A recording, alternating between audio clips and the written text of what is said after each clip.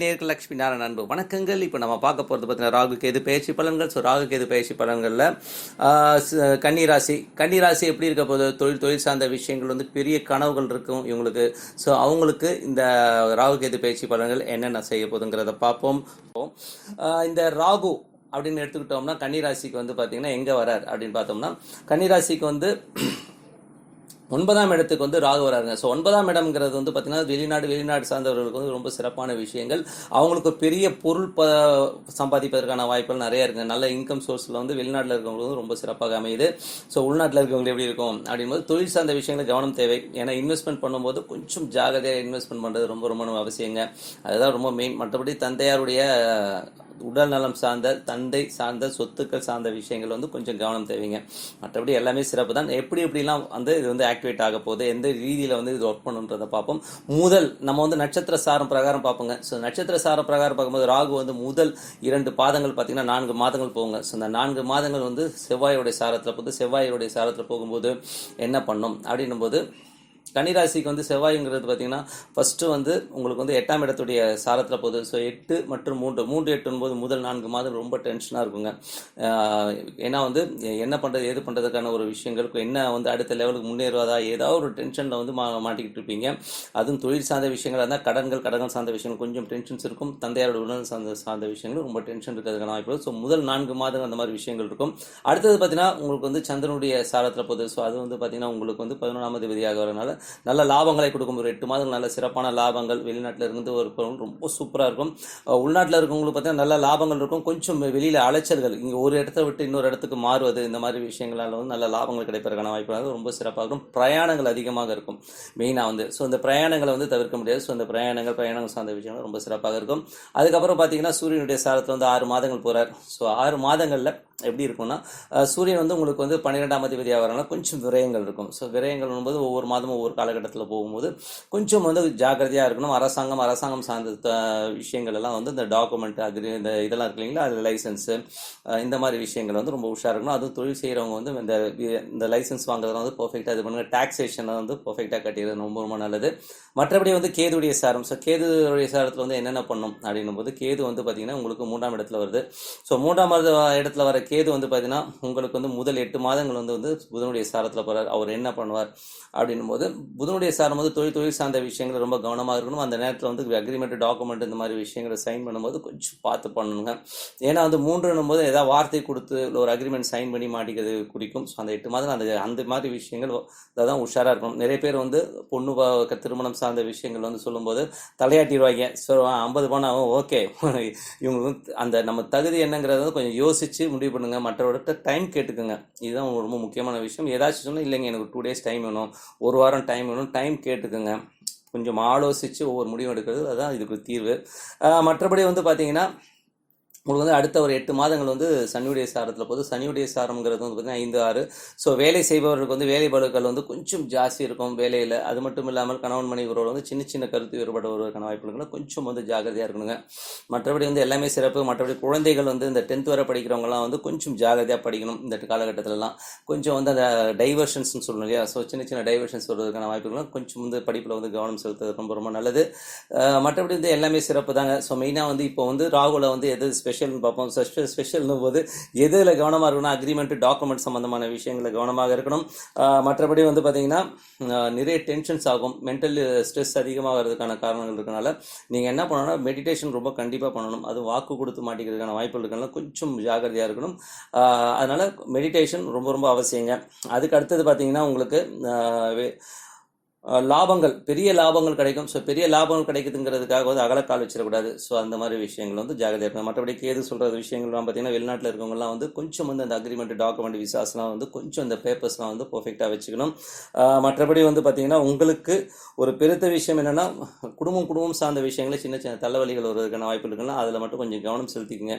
மற்றபடி வந்து எல்லாமே சிறப்பாக தான் இருக்குது. மற்றபடி வந்து பரிகாரங்கள் என்னன்றதை பார்ப்போம். ராகு கேது பேச்சில் வந்து ராகுவின் பரிகாரங்கள் என்னென்ன பண்ணலான்னு பார்ப்போம். பார்ப்போம். ஸோ ராகு கேது பேச்சுன்னா ஜென்ரல் பரிகாரம் என்னன்னா, ராகு வந்து பேச்சியாக இருப்பது ரிஷபராசிங்க. ஸோ பசுக்களுக்கு மாடுகளுக்கு வந்து அகத்திக்கீரை வாங்கி கொடுக்குறது ரொம்ப ரொம்ப சிறப்புங்க. ஸோ அந்த மாதிரி விஷயங்கள் பண்ணால் ரொம்ப சிறப்பு. ஸோ இது வந்து பண்ணாலே போதும். ஸோ இது வந்து ஜென்ரலான ஒரு பரிகாரம். இது நீங்கள் எப்பப்போ முடியுமோ உங்களுக்கு பிறந்த கிழமை அன்னைக்கு இது பண்ணுறது ரொம்ப ரொம்ப நல்லது. மற்றபடி வந்து பார்த்தீங்கன்னா ராகுல வந்து பார்த்தீங்கன்னா அக்டோபர்லேருந்து ஜனவரி வரை நான் சொல்கிறது எல்லாமே வந்து ராகுவின் பரிகாரங்கள். ஸோ ராகு திசை புத்தி அந்தரம் ஸோ இந்த மாதிரி திசை நடத்துகிறவங்களுக்கு வந்து கண்டிப்பாக இந்த பரிகாரம் வந்து யூஸ்ஃபுல்லாக இருக்கும். அதில் வந்து பார்த்தீங்கன்னா அக்டோபர்லேருந்து ஜனவரி வரை பார்த்தீங்கன்னா ஏழை எளியவர்களுக்கு வந்து பண உதவி செய்கிறது ரொம்ப ரொம்ப நல்லதுங்க. ஸோ கஷ்டப்படுறவங்க நமக்கு கூட இருக்கிறவங்களே வந்து நிறைய பேர் கஷ்டப்படுவாங்க. பண கஷ்டப்படுறவங்களுக்குலாம் வந்து ஹெல்ப் பண்ணுறது ரொம்ப ரொம்ப நல்லது. இல்லைன்னா கூட நீங்கள் வண்டியில் போகிறீங்க அன்றைக்கி வந்து உங்களோட பிறந்த கிழமை. ஸோ பிறந்த கிழமை அன்றைக்கி வந்து ஒரு ஒரு ஒரு இதாக வச்சுக்கோங்க. ஒரு என்ன சொல்கிறது, ஒரு ஃபண்டமெண்டல் ரூல்ஸாகவே வச்சுக்கோங்க. இன்றைக்கி நான் பிறந்த கிழமை அன்றைக்கி வந்து நான் வந்து ஒரு 2 பேருக்கு வந்து நான் வந்து ஒரு காசு கொடுப்பேன் என்னால் முடிஞ்சதுன்றதை வந்து வச்சுக்கோங்க. ஸோ இந்த மாதிரி கொடுக்கும்போது ஏழை எளியவருக்கு உதவும்போது சிறப்பான பலன்கள் கிடைக்கும். அது மட்டும் இல்லாமல் ஸ்வீட்ஸ் வாங்கி கொடுக்கலாம். சில பேருக்கு வந்து ஸ்வீட்ஸ் வாங்கி கொடுக்குறது ரொம்ப ரொம்ப நல்லது. மஞ்சள் நிற புடவை வந்து வாங்கி கொடுக்குறது ரொம்ப ரொம்ப நல்லதுங்க. ஸோ இந்த காலகட்டத்தில் வந்து ஏதாச்சும் கஷ்டமாக இருக்குது, எனக்கு வந்து இந்த திசை வந்து எனக்கு எஃபெக்ட் ஆகுது ராகு பேச்சுக்கு அப்புறம் அப்படின்னும் போது கண்டிப்பாக இதை பண்ணிட்டு வரும்போது சிறப்பான பலன்கள் கிடைக்கும். அது மட்டும் இல்லாமல் உங்கள் வீட்டில் படிக்கிற பசங்க இருக்காங்க இல்லையா, ஸோ அந்த குழந்தைகளுடைய ஆசிரியர்கள் இருப்பாங்க. ஸோ அந்த ஆசிரியர்களுக்கு போயிட்டு ஏதாவது கிஃப்ட் வாங்கி கொடுக்கலாம், அவங்களுக்கு தேவையானது செய்யலாம். ஸோ ஜஸ்ட் ஒரு கிஃப்ட் வாங்கி கொடுக்குறது ஒன்றும் தப்பு இல்லைங்களே. ஸோ அந்த அவங்கள சந்தோஷப்படுத்துங்க. ரொம்ப சிறப்பான விஷயங்கள் கண்டிப்பாக இருக்கும். அது மட்டும் இல்லை, அதுக்கு அடுத்தது பார்த்தீங்கன்னா பிப்ரவரிலேருந்து செப்டம்பர் வரை எப்படி இருக்கும் அப்படின்னு பார்த்தோம்னா, இந்த செப்டம்பர் வந்து பார்த்தீங்கன்னா பிப்ரவரிலேருந்து செப்டம்பர் வரை சின்ன சின்ன குழந்தைகள், ஸோ குழந்தைகளுக்கு வந்து இந்த பள்ளி பாட புத்தகங்கள் வாங்கி கொடுக்குறது, அவங்களுக்கு யூனிஃபார்ம் வாங்கி கொடுக்குறது, அவங்க வீட்டுக்கு பக்கத்தில் வந்து ஒரு கஷ்டப்படுற குழந்தைங்கிறதுனால அவங்க வந்து ட்ரெஸ்ஸஸ்லாம் எடுத்து கொடுங்க, பண்டிகைகளுக்கு அந்த குழந்தைங்களுக்கு ட்ரெஸ் எடுத்து கொடுங்க, அவங்களெல்லாம் ரொம்ப சிறப்பாக இருக்கும். அது மட்டும் இல்லாமல் இல்லை பச்சை பயிர் வந்து தானம் பண்ணுறது ரொம்ப ரொம்ப நல்லதுங்க. ஸோ பச்சை பயிர் வந்து தானம் வந்து ரொம்ப சிறப்பான ஒரு விஷயங்கள் எல்லாம் கொடுக்குங்க. ஸோ இது வந்து பச்சை பயிர் வந்து சுண்டல் ஆக்கிட்டு ஸோ நீங்கள் அந்த பிறந்த கிழமை அன்றைக்கி வந்து ஒரு விநியோகம் பண்ணலாம். ஸோ இது சிறப்பான பலன் கொடுக்கும். அது மட்டும் இல்லாமல் அக்டோபர்லேருந்து மார்ச் வந்து பார்த்தீங்கன்னா ரத்த தானம் செய்யலாங்க. ஸோ ரத்த தானம் செய்வது வந்து சிறப்பான பலன்கள் கொடுக்கும். அது மட்டும் இல்லாமல் பக்கத்தில் இருக்க ஹாஸ்பிட்டல், நீங்கள் பிறந்த கிழமை அன்னைக்கோ நீங்கள் பிறந்த நட்சத்திரத்தை என்னால் வாரம் போக முடியாது, அட்லீஸ்ட் பிறந்த நட்சத்திரத்தை அன்னைக்காச்சும் போயிட்டு பக்கத்தில் இருக்க ஹாஸ்பிட்டலுக்கு போயிட்டு அங்கே விபத்தில் சிக்கி கஷ்டப்படுறவங்களுக்கு வந்து ஒரு ஏதோ ஒரு உதவி, அதாவது பண உதவியாக செய்யலாம், இல்லை அவங்களுக்கு ஏதாவது ஸ்டிக் வாங்கி கொடுக்கலாம், வண்டி வாங்கி கொடுக்கலாம், ஏதோ ஒரு உதவி வந்து செஞ்சுட்டு வாங்க, ரொம்ப சிறப்பான பலன்கள் கிடைக்கும்.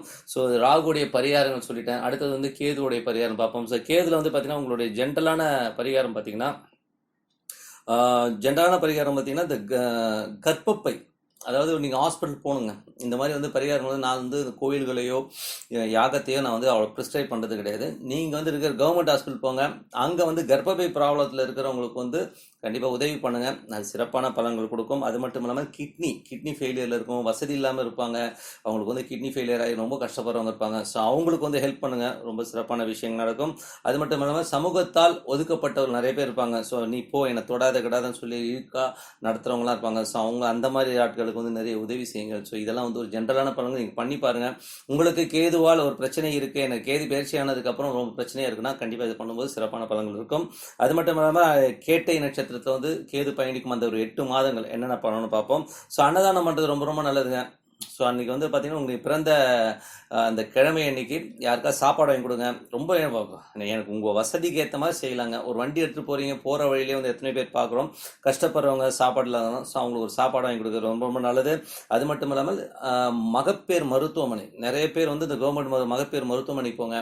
அங்கே கஷ்டப்படுற எத்தனையோ வந்து தாய்மார்கள் இருப்பாங்க மகப்பேறு மருத்துவமனையில் குழந்தை பெற்றுக்கிறதுக்காக வரவங்க. ஸோ அவங்களுக்கு வந்து நீங்கள் ஒரு துணி எடுத்து கொடுக்குறதோ அவங்களுக்கு ஒரு காசு கொடுக்குறதோ பண்ணிங்கனாலே வந்து ரொம்ப சிறப்பான விஷயங்கள் இருக்கும். கஷ்டப்படுறவங்களுக்கு உதவுங்கள். மற்றபடி வந்து பார்த்தீங்கன்னா சாப்பாடு வாங்கி கொடுக்குறது, ஜென்ரலாக வந்து சாப்பாடு வாங்கி கொடுக்குறது ரொம்ப சிறப்பான ஒரு விஷயமா தான் இருக்கும். அது மட்டும் இல்லை தாய், நீங்கள் பெற்ற தாய் இருக்க மற்ற ஊரை விடுங்க, நம்ம பெற்ற தாய்க்கே வந்து இதை புடவை எடுத்து கொடுங்க, அவங்களுக்கு தேவைப்பட்டது செய்கிறது ரொம்ப சிறப்பான விஷயம்.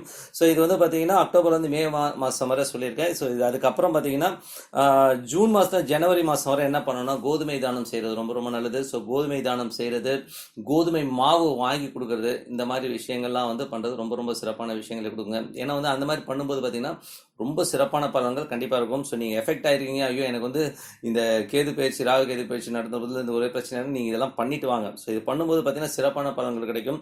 அது மட்டும் இல்லாமல் பார்த்தீங்கன்னா இந்த எலும்பு முறிவு ஹாஸ்பிட்டலுக்கு போயிட்டு அங்கே கஷ்டப்படுறவங்க கண்டிப்பாக கவர்மெண்ட்டில் வந்து எலும்பு முறிவு ஹாஸ்பிட்டல் ஒன்று இருக்குங்க. அடிப்பட்டவங்களாம் இருப்பாங்க, அங்கே கஷ்டப்படுறவங்களுக்கு வந்து காசு கொடுத்து கொடுங்க, அவங்களுக்கு எதாவது வாங்கி கொடுங்க. ஸோ அந்த மாதிரி பண்ணுறது ரொம்ப சிறப்பான பலன்கள் கொடுக்கும். இதெல்லாம் வந்து என்னென்னா போய் பார்த்துங்க. நம்ம வந்து ஜென்ரல் லைஃப்பில் வந்து டெய்லி 3 வேளை சாப்பிட்றோம், நல்லா தூங்குறோம், ஓடுறோம், ஓடியாரோம்.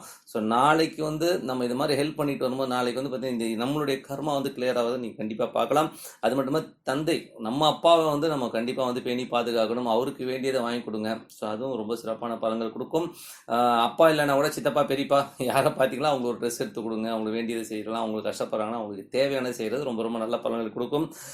அதுக்கப்புறம் பார்த்தீங்கன்னா பிப்ரவரியிலேருந்து மார்ச் வர பார்த்தீங்கன்னா ஊனமுற்றோருக்கு உதவுறது வந்து ரொம்ப ரொம்ப முக்கியங்க. ஸோ அந்த டைமில் பார்த்தீங்கன்னா அந்த 2 மாதங்கள் வந்து ஊனமுற்றோர் இது பண்ணுங்க. அந்நிய மதத்தினர், எங்கே வெளியூர்லேருந்து வந்தவங்க அந்நிய மதத்தினருக்கு வந்து உதவுவது ரொம்ப ரொம்ப சிறப்பான விஷயங்க.